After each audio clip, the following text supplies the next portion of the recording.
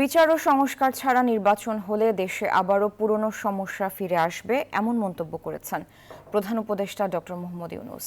সম্প্রতি মালয়েশিয়া সফরে সিঙ্গাপুর ভিত্তিক সিএনএ টেলিভিশনকে দেয়া এক সাক্ষাৎকারে তিনি এসব কথা বলেন। প্রধান উপদেষ্টা বলেন, পাকিস্তান ও চীনের পাশাপাশি ভারতের সঙ্গেও ভালো সম্পর্ক রাখতে চায় বাংলাদেশ। আগামী বছরের ফেব্রুয়ারিতে জাতীয় সংসদ নির্বাচনের ঘোষণা দিয়েছেন অন্তর্বর্তী সরকারের প্রধান উপদেষ্টা ডক্টর মোহাম্মদ ইউনূস।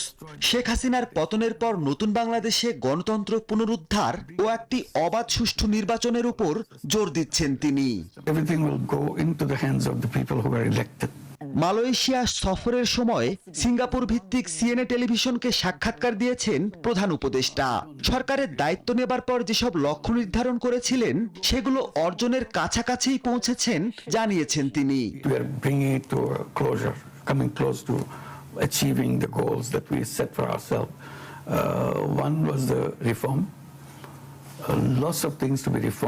ডক্টর মোহাম্মদ ইউনূস একটি বিশ্বাসযোগ্য নির্বাচন আয়োজনের প্রতিশ্রুতি দিয়ে বলেন, নির্বাচন বৈধ না হলে তা আয়োজনের কোনোই অর্থ নেই।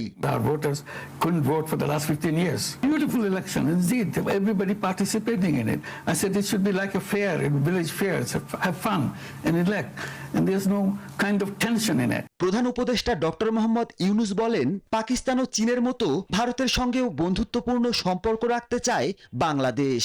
দেশের অর্থনৈতিক অঞ্চলে আরও আছে নেপাল ও ভুটান। এতে ভারতের সেভেন সিস্টার্সও থাকতে পারে এবং বঙ্গোপসাগরের মাধ্যমে সুবিধা ভাগাভাগি করে নিতে পারে। মাহমুদুল হাসান, নিউজ 24, ঢাকা।